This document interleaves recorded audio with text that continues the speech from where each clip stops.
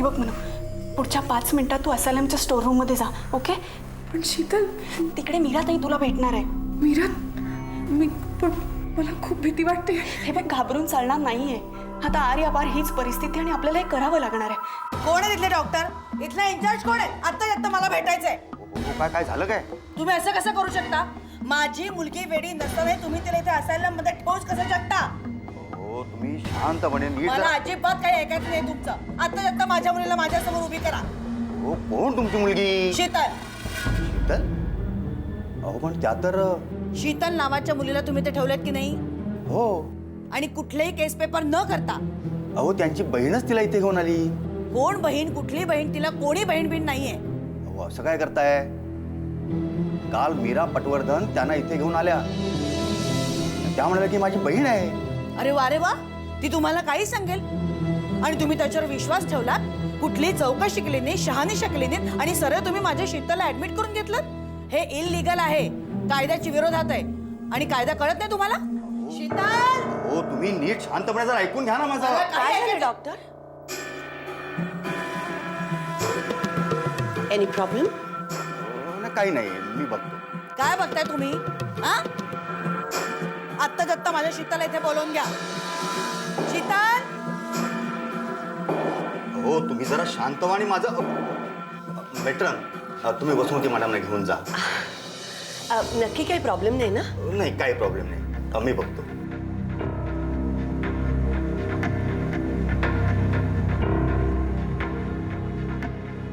हो हे बघा, तुम्ही माझं जरा ऐका. मला काही कुणाचं ऐकायचं नाहीये. आत्ता माझ्या शीतलला बोलवा आणि जर का तुम्ही तिला बोलावलं नाहीत ना तर मी बोंबाबोंब करेन तुमच्या नावानं, कंप्लेंट करेन पोलिसात. शीतल, हे बघा, तुम्ही आधी शांत व्हा. मला वाटतं हे सगळं गैरसमजामुळे झालेलं आहे. आपण काय करूया, मीरा पटवर्धनांना बोलावून घेऊया, मगच काय ते ठरूया. तुम्ही कशाला बोलवताय? मीच बोलवते ना तिला. सरळ काही कुणाला न सांगता विचारता इथे आणून ठेवते म्हणजे काय माझ्या मुलीला? मीरा, ताबडतोब आत्ताच्या आत्ता इथे निघून ये सरकारी असायलम मध्ये. मी वाट बघते तुझी.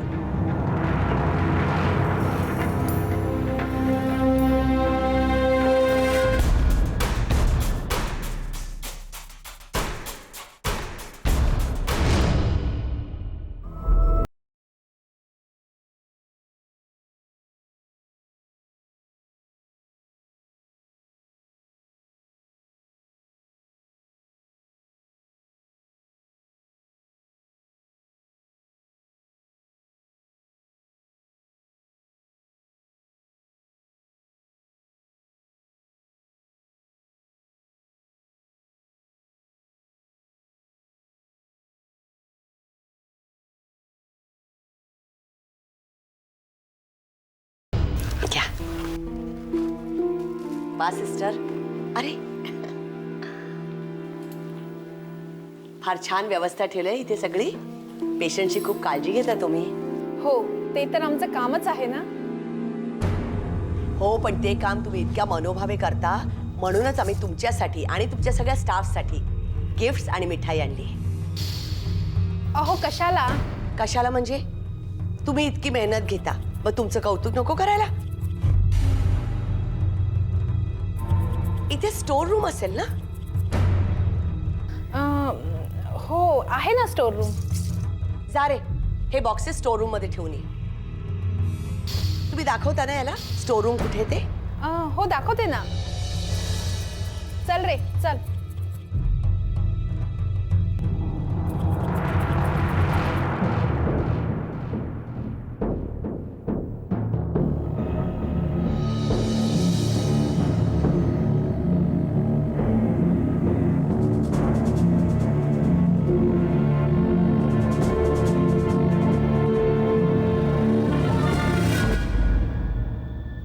कुणाच्या वागण्याला काही तारतम्यच उरलेलं नाही. इतकी माझी हुशार मुलगी, तिला वेडी ठरव इथे कसं काय तुम्ही ऍडमिट करू शकता?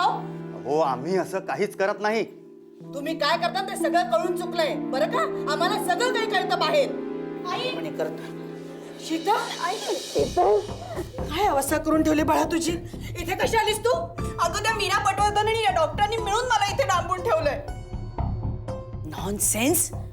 काय? हो, आणि मी यांना सांगत होते मला काही झालं नाही तरी सुद्धा माझं ऐकून घेतलं नाही यांनी. डॉक्टर तुम्ही हे बरोबर केलेलं नाहीये. मी तुमची कंप्लेंट करणारच.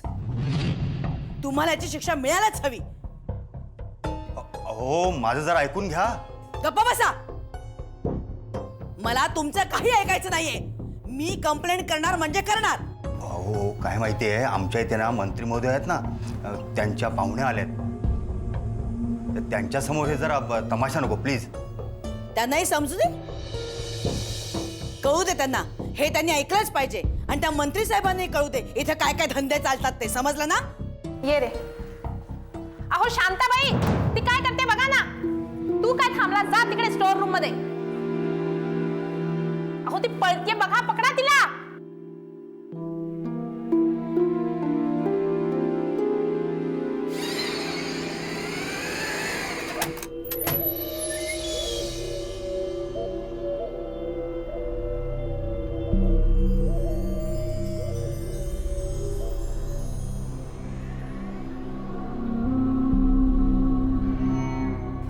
मनस्विनी, हे बघा चुकलं माझं.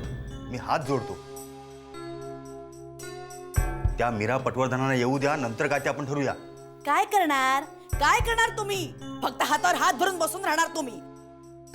ते काही नाही. मी तुमच्या विरोधात कंप्लेंट करणार म्हणजे करणार. मग बघूया काय करताय तुम्ही ते. मी मीडियातही जाणार. समजलं ना? हो तुम्ही शांत राहा. घेऊन जा तिला. घेऊन जा तुम्ही. चल ग शीतल. पण एक लक्षात ठेवा, ह्याची चौकशी झाल्याशिवाय राहणार नाही. समजलं? उगीच माझ्या मुलीला डांबून ठेवता इथे. चल शीतल. एक सेकंद आपण इथे थांबायचं नाहीये. आलेत मोठे माझ्या लेकीला ऍडमिट करून घेणार आहे. एवढी हुशार छान माझी मुलगी.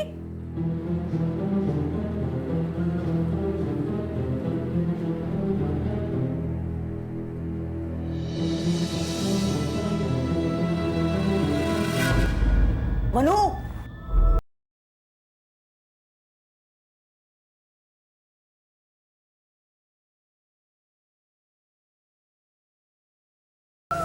अशी काय बघतीयस? मीरा, तुला काय झालं? तुला शीतलने सांगितलंय ना सगळं? हो मला सांग. पण तुम्ही हे जे काय करता ना ते फार धोक्याचं आहे. मनस्विनी, हे सगळं बोलण्याची ही वेळ आहे का आता? पण अगं माझ्यामुळे तुम्हाला काय व्हायला नको.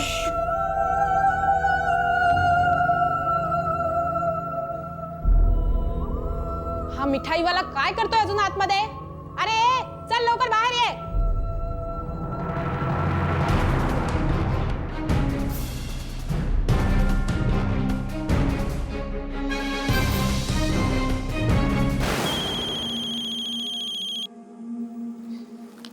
हॅलो. हॅलो मॅडम, मी मंगेश बोलतोय. हा साहेब बोला. मनस्विनी कुठे? मनस्विनी असेल तिच्या रूम मध्ये.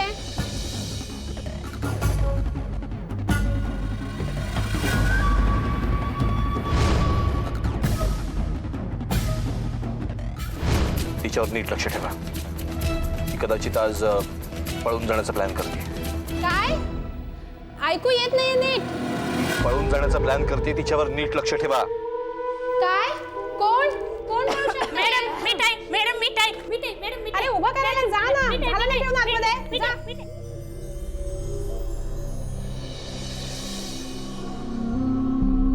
Hello hello. हा साहेब बोला बोला. मनस्विनीवर नीट लक्ष ठेवा. अहो ती काही पळणार मिळणार नाही. तिच्यावर व्यवस्थित लक्ष आहे. ती कुठे जाऊ शकत नाही. ठीक आहे, मी येतोय तिथे. येतोय मी. ऐकू येत नाहीये. मी येतोय तिथे. हो ठीक आहे साहेब. ठीक आहे.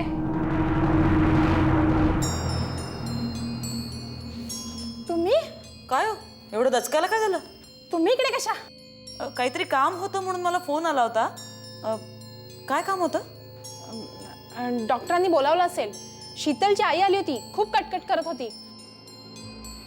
डॉक्टरांना काहीतरी बोलायचं असेल तिच्याबद्दल. ओके, कुठे आहेत ते? तिकडे आत आहेत. थँक्स.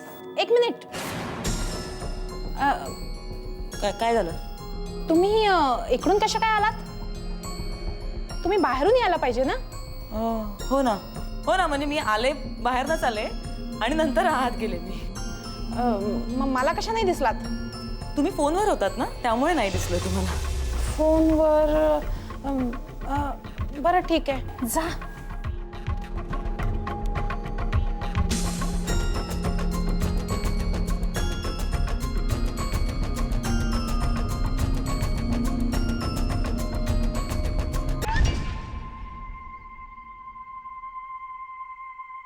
हॅलो डॉक्टर, मला आत्ता फोन आला होता. मला का बोलवलं इकडे? अहो काय गोंधळ घालून ठेवला तुम्ही? मी काय केलंय? अहो ती मुलगी शीतल तुम्ही घेऊन आलात बहीण म्हणून. तिची आई आली म्हणाले ती त्यांची मुलगी आहे, तुमची बहीण नव्हे ती. हो. हा? नाही नाही, म्हणजे ती त्यांची मुलगी आहे खरं आहे, पण मला माझ्या बहिणीसारखीच आहे. अहो हे सांगायचं कधी? अहो पण तसा काही विषयच निघाला नाही ना काल. बाय द वे, शीतल आहे कुठे? अहो त्या बाईने येऊन अख्खं हॉस्पिटल डोक्यावर घेतलं. अहो मग माझ्याकडे काही पर्यायच उरला नाही. मी त्यांना जा म्हणून सांगितलं. काय प्रकार काय आहे सगळा? कसला प्रकार डॉक्टर? काय झालं? अहो माझ्यावर जाता वेळ लागायची पाळी आली आहे. काय करू मला सुचत नाहीये. अहो पण झालंय काय? काही नाही काही नाही. काय झालंय की यांनी चुकून एका मुलीला वेडं म्हणून इकडे ठेवून घेतलं, पण आता त्यांना त्यांची चूक समजली म्हणून त्यांनी तिला सोडून दिलं. अहो पण म्हणजे ती मुलगी गेली का? हो हो, मगाशीच.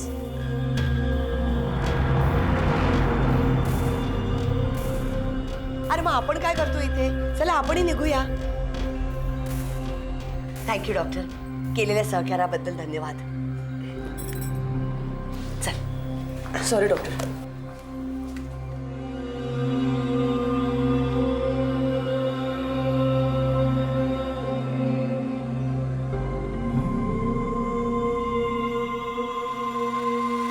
अशी कशी गेली ती? कुठे गेली? तुम्ही काय झोपा काढत होतात का? त्याच्या रूम मध्येच होती मॅट्रन. अरे रूम मध्ये होती तर काय जमिनीने गेला का तिला? मॅट्रन, पेशंट नंबर 27 चे कपडे स्टोर रूम मध्ये सापडले. तुम्ही ना काही कामाच्या नाही आहात. मनो मनो मनो, थांबा. मनो मनो मनो मनो काय झालं मनूला? मनो, तुम्ही म्हणालात ते खरं होतं. मनो पळाली. लक्षणवर सांगितलं होतं ना मी. मनो, मनू तू पळाली असलीस ना तरी सोडणार नाही तुला मी. सोडणार नाही. अशी कशी पळून जाऊ शकते ती? तुम्हाला लक्ष ठेवता येत नाही पेशंटवर? अहो होतं असं बऱ्याचदा. इतके पेशंट आहेत इथे, कुणाकुणाकडे लक्ष देणार? मनस्विनी साधी सुधी पेशंट नव्हती. तिला कोर्टाने इथे पाठवलं होतं. लक्षात ठेवा, याची चौकशी होणार. हे प्रकरण खूप वरपर्यंत जाणार आहे. बघितलं, शेवटी सगळं खापर माझ्या माथी फुटणार. तुम्हाला तिकडे नीट लक्ष देता येत नव्हतं. सर त्यावेळेला मी वसुमती ताईंबरोबरच होते आणि तेवढ्यातच हे सगळं झालं. आणि त्यात ते शीतलचं प्रकरण पण. कोण शीतल? ती शीतल म्हणून एक मुलगी होती. वेडी होती की नाही माहिती नाही, पण तिची आई येऊन तिला घेऊन गेली. हो ना. अहो सगळा गोंधळच झाला त्यावेळी. आणि त्याचा फायदा घेऊन मनस्विनीने हा डाव साधला आणि ती पळाली.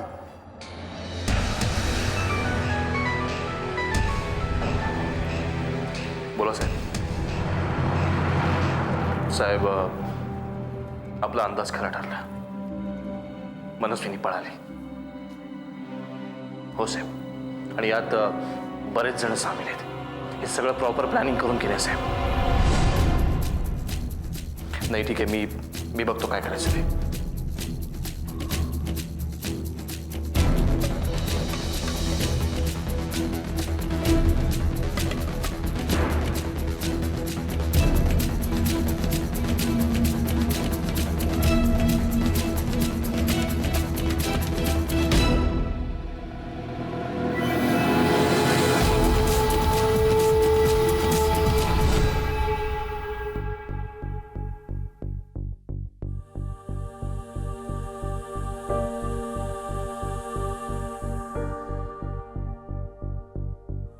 तुम्ही सगळ्यांनी आज जे माझ्यासाठी केलं त्याबद्दल मी कसे तुमचे आभार.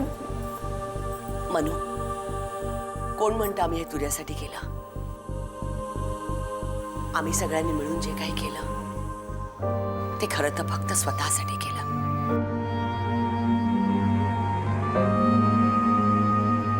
मनू, स्त्रीवर होणाऱ्या अन्यायाला स्त्रीच जबाबदार असते असं का म्हणतात माहिती? कारण एक स्त्री दुसऱ्या स्त्रीचं दुःख समजू शकते ग,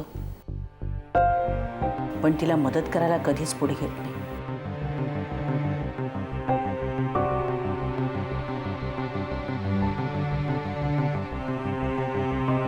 कारण ती घाबरते, भीते समाजाला, कुटुंबाला, पण त्यावेळी ते हे विसरून जाते ग की ती स्वतःलाच कमजोर बनवत असते, कमकुवत बनवत असते. एक्झॅक्टली.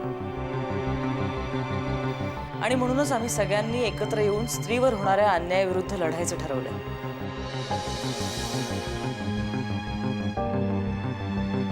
हो म्हणून माझ्यावर, तुझ्यावर, वीणावर जो काही अत्याचार झालाय त्याच्या विरोधात आपण एकत्र येऊन लढूयात.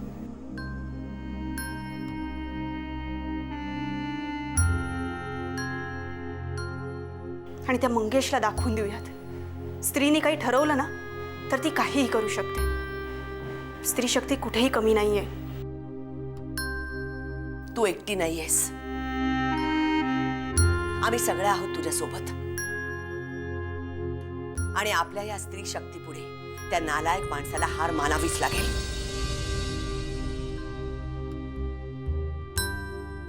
पण यावेळेस आपल्याला पावलं खूप सावधगिरीने आणि जपून टाकणं गरजेचं आहे. कारण शत्रू हुशार आहे, चलाख आहे. अशा शत्रूवर मात करायची असेल तर आपल्यालाही तितक्याच हुशारीनं पावलं टाकणं गरजेचं आहे. सगळ्यात महत्त्वाचं म्हणजे आपल्यावर कुणालाच संशय येता कामा नये. आपण मनस्विनीला असायलम मधून पळवून आणले ह्याच्यावर कदाचित कायदेशीर चौकशी होऊ शकते.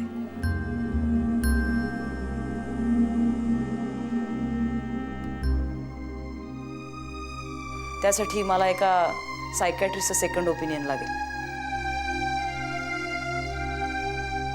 त्याचं असं स्टेटमेंट लागेल की मनस्विनीचं मानसिक स्वास्थ्य ठीक आहे, तिला काहीही झालेलं नाहीये. माझ्या ओळखीचे एक सायकॅट्रिस्ट आहेत, ते देतील असं सर्टिफिकेट. गुड. मी लवकरच केस रिओपन करण्यासाठी ॲप्लिकेशन करेन. आणि ते ॲप्लिकेशन कोर्टाने फेटाळलं तर? तसं नाही होणार. आणि तसं होऊ नये म्हणून आपण जनतेची मदत घेऊया. मीडियाची मदत घेऊया, न्यूजपेपर्स, SMS सगळ्यांची मदत घेऊया आणि लोकांमध्ये एक जनजागृती करूयात. हो, आणि जनतेच्या आणि स्त्रियांच्या शक्तीसमोर कायद्यालाही झुकावंच लागेल म्हणून.